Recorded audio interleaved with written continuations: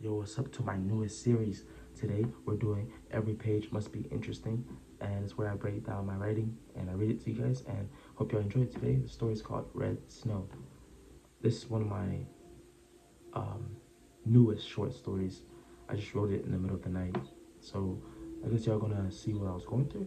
I'm gonna read it's only 2 pages. I'll read them and then I'll go over them and boom, we'll see how this goes. Y'all like my hat? I like the drip? Yeah. Alright, let's get to it. Alright. Breathing heavily, panting. What an odd color the world had today. A calm, serene blue, or was it gray? I don't know. The snow was perfectly white, untouched. I finally made it back, the last stretch back to the castle. I came out from the woods. The journey was finally over. I have come back to you, my love, like I promised I would. See, to this day, I keep my promises. Nothing can wipe the smile off my face as long as you're alive. I'm so close to you, to us, and our becoming. I can smell your perfume through these harsh winds, my love. I have become everything I needed to be. All the sacrifice and pain will all be worth it. Or I thought so. I looked below me to see a trail of blood following me. Oh, this can't be mine. I don't remember getting hurt. My armor was still intact, but it wasn't. How can this be? I never had any armor on. Looking around me, I was dressed in all white, bleeding from my chest. I left my armor with her. Looking back at the stab wound, she stabbed me. Why was I walking back to her? I was running away. Why am I coming back? She's a princess with all she needs in her castle, and who am I? Just another boy. The battles I fought are nothing compared to these other men. I fell to my knees as the truth came to light. As much as it pains me, I wanted to come back to her knowing she'll stab me again. Knowing she was probably watching me suffer out here. A part of me thought when I reach her, the door, she will open it. But was my dripping blood not enough to prompt her out of her comfort? Was her betrayal with my vulnerability not enough? I guess to me, it wasn't enough. Maybe I really was dumb. I fell to my back on the floor, huffing, looking up at the gray cold sky. I know I was about to die. I guess I just want to vouch for her in these last moments of how wonderful of a woman she was. That I'm not even mad at her. That I blame myself and that the affection she showed me was a lasting imprint on me. I'm excusing her sin of murder due to the kindness she showed me. How foolish can I be? I laughed, but that soon became a cry. She was all I ever wanted from my life. I was so overly good to her. It's not even worth crawling back, but I still want to. I'm hoping this pitiful scene of me would make her old me warm me. I'm hoping this pitiful scene of me would make her hold me and warm me even a little bit. I had no strength to crawl. I was delusional in my mind and reality. All this blood in the snow. I laid myself bare to her just like this. The snow was absorbing every part of me. Maybe it will understand what it was that kept me drawn towards her. Maybe it knew what I was missing. I laid in the snow with only my face showing and my whole body covered up, and I had no one to blame but myself. But it wasn't so bad leaving my blood in the snow. It was something different compared to all the heartbreak sadness that I used to know. Under all the snow, I was still alive, and she was still on my mind. I was fading, but I wondered. I prayed that she was okay, that she was doing good. She brought this upon me, or maybe I brought it upon myself. But no one should suffer the fate that I had. But why? Why did I care for her? A part of me felt like we should and could be together. Could, maybe in another lifetime. This is one of 100 love stories of me. As y'all can see, this was very heartfelt. I think I wrote this at like freaking, let me see the version history. So you have to, at 2 a.m., 1 a.m. to 2 a.m. I wrote this. And, I was just, do I ever get that feeling like a good place to bleed out? Now no soul, so I stuff, if y'all need help, just text 988. I think that's the number. But yeah, a good place to bleed out is always the snow. I'd rather do the snow than the desert or anything. Something about the snow is very peaceful. Mind you, the color I'm wearing, it's poetic to what I'm reading to you guys today. You feel me? So this was inspired by bleeding out. I don't know. I was just kind of in my head. Like I gotta write a scene of a random night, me bleeding out. As I like to state, my writing, my MCs is me. It's me and how I will live in different worlds. No, all of them are versions of me. Okay? Now let me break it down for you guys. What an odd color the world was today. A calm serene blue. Or was it gray? I don't know. So basically, here I'm saying, like I'm looking at the scenery I'm in. It's like a different color. So basically, I know death is approaching, or sorta, kinda it is. The snow is perfectly white, untouched. I finally made it back to the last stretch, back to the castle. I came out from the woods. The journey was finally over.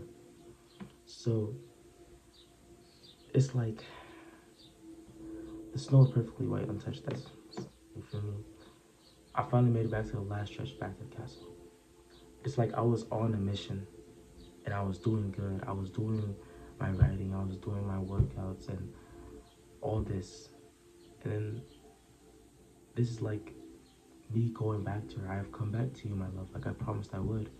But to this day, I keep my promises. Nothing can wipe the smile off her face of little life. This is all hope. I'm so close to you, to us, and our becoming. I can smell your perfume through these harsh winds of my love. So I basically think, mind you, this is based on a true story, but this is me, this is my life. So I basically think like, if I go through all this stuff, all this pain, and suffering and trials, then perhaps, just maybe, then I will get the woman that I desire. You feel me? And it's a specific girl. Right now it is. But I feel like this is holding me back. And so I don't think this is healthy. But it is what it is, dog. It is what it is. So that's basically what I'm saying. I have become everything I needed to be. All sacrifice and pain will all be worth it. I'm thinking at the end of the road, you know, I'm back at the castle and we happily ever after. Or I thought so, I said in the next sentence. I looked below me to see a trail of blood following me. Well, this can't be mine. I don't remember getting hurt. My armor was still intact. But it wasn't. How can this be?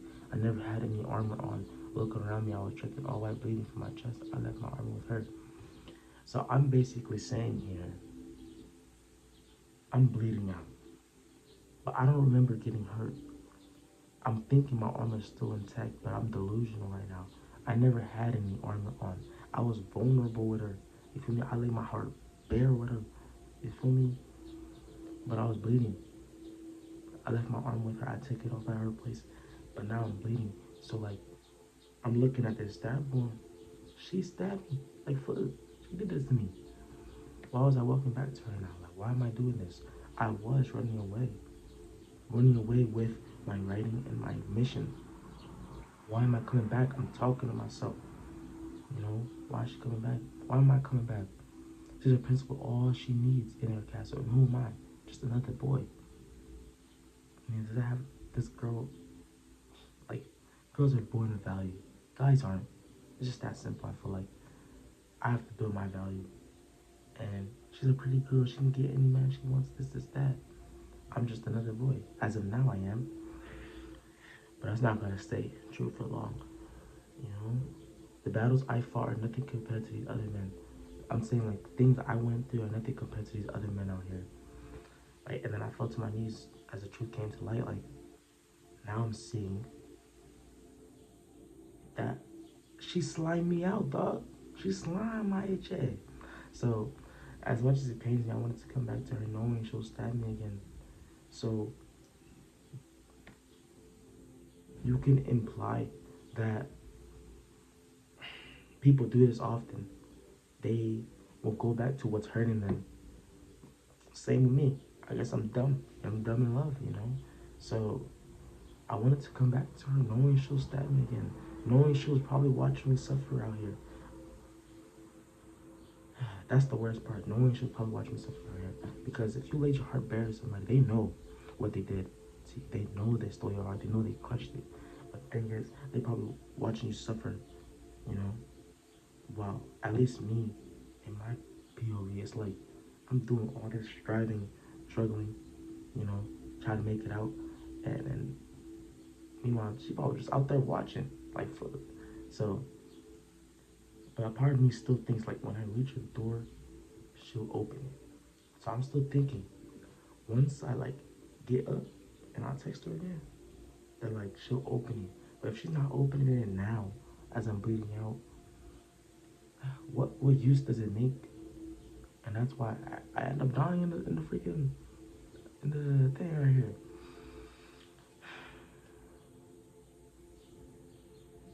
So, but was my dripping blood not enough to prompt her out of her comfort? So people watch you struggle, watch you heartbroken, but they don't care. They won't come out of their comfort to come save you. I don't know. I feel like I wasn't like that. I don't know. So like, this is kind of self-explanatory. Was her betrayal of my vulnerability not enough? So like, I'm talking to myself. This is a conversation with me and myself. One is idolizing her, and one is like, bro, don't you see it? She literally slimed me out. Was that not enough to open my eyes? I guess to me it wasn't enough. Maybe I really was dumb.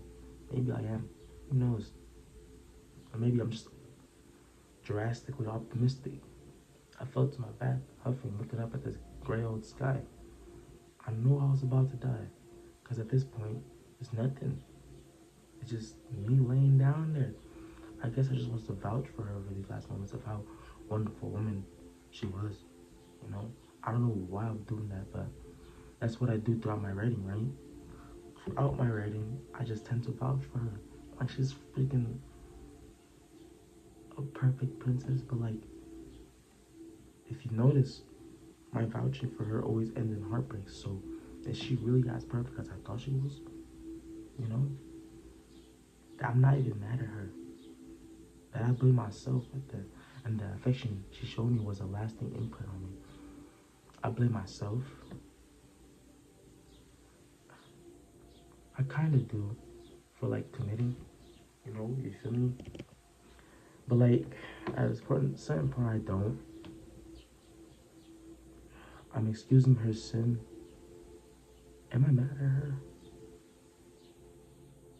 No. Like, I'm not mad. I'm just like disappointed. I'm excusing her sin of murder due to the kindness she showed me. So I'm excusing her slamming me out since I had such a good time. How foolish can I be? Am I wrong for that? Like, am I wrong for excusing her just because she was kind to me? But she did end up killing me though. I laughed like, this is all so ridiculous, right? But that soon became a cry. She was all I wanted. She was all I ever wanted from life. I was so overly good to her. It's not even worth calling back, but I still want to. I'm not gonna lie, I still want to. I'm hoping this pitiful scene of me will make her warm up to me even a little bit. I do hope that. I hope that, like, if she saw a pitiful scene of me, it will help her warm to me. You know, that will prove that I'm not masculine because I actually don't like that. So, food, I don't know what I gotta do. Feel me? I had no strength to call. I was delusional in my mind and reality. To this day, I still feel like, you know, we could be together. All this blood in the snow, I laid myself bare to her just like this. I mean, this is all just a huge metaphor to what I did. I laid myself bare. Now look at me, dying in the snow. The snow is absorbing every part of me. Maybe able to understand what it was that kept me drawn towards her. Even I don't know, but I feel like I'm getting to know it now. It was the feeling of being recognized, chosen, all that in one. Like, once you get that, I feel like you experience what I experienced. Not only 19, but still. I feel like it changes your mind. Like, there's like a pimple right here, but it changes your mind a whole lot. But I'm gonna let y'all take that all in. Alright, I laid in the snow with on my face showing, on my whole body was covered. I had no one to blame but myself. Look at this. I'm doing this to myself still. It wasn't so bad leaving my blood in the snow. Something different compared to all the heartbreaking sounds that I used to know. I feel like this is me coping with death. You know, it wasn't so bad doing this because right now I can feel low-key heartbreak, and it's like at least I'm feeling something different now. You know, around here I didn't know where to stop it. I was gonna stop it there, but I continued. Under all this snow, I was still alive, and she was on my mind. I was fading, but I wondered. I prayed that she was okay. I don't do that. Like, I do hope she's doing good. I still care, even though it doesn't benefit me in any way. She brought this upon me, or maybe I brought it upon myself, but no one suffered the fate I had. And I sincerely wouldn't wish this on anybody, but I feel like every guy goes through it. That's why a lot of my books, like, is this relatable? It's relatable to the fact that, like, you have a girl and you lose her, and you just give up. Like, you just kind of give up.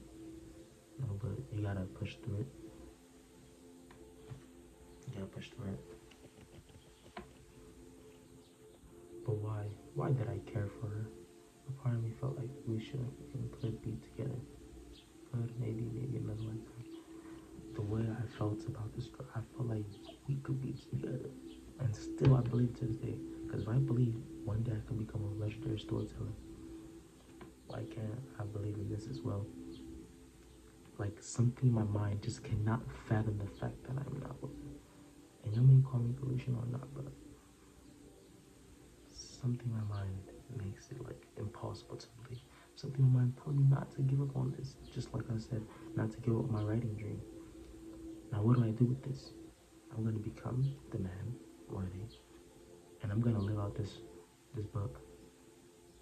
I'm gonna go to see her one last time and say, hey, what's up?